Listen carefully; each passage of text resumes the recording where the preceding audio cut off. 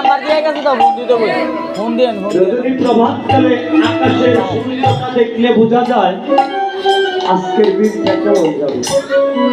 আজকে রোদ হবে না, বৃষ্টি হবে।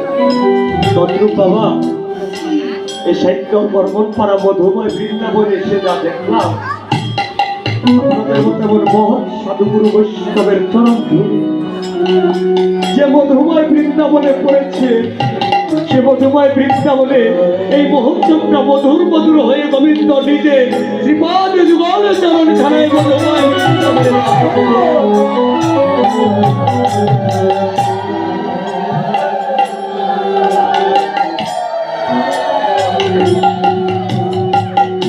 বাবা গো, যে ধর্ম নিজে যেতে যেয়ে জীবের ধারে ধারে হরিনাম ভিক্ষা করেছে, সে হয়েছে আমার গৌর। আমরা অনেককে মনে করি বাধা নয়,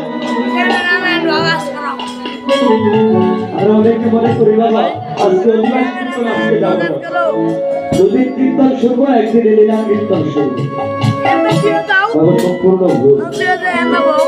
অধিবাস শব্দের অর্থ হলো নিকটে বাস করা, অধিবাস নিকটে বাস হচ্ছে থাকা।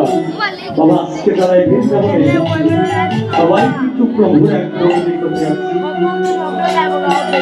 যদি মন থেকে একবার গাতার মতো দুপুরটা বয়সটার কোনো ভক্তের চরণে জানতে পারে পবিত্র যুগল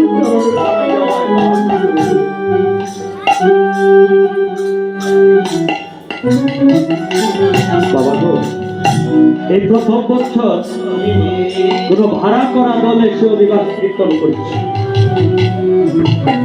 আপনারা তো জানেন না আজকের দিনটা হয়েছে এই গ্রামবাসীর জন্য একটা শুভ। আমাদের জগন্নাথ বাবা এখানে এমন ভক্ত আছে যে একবার ডাকলে গোবিন্দ ওই আসনে বসে। তাই আসুন, এমন ভাগ্য আর কোনোদিন হয় বা না হোক,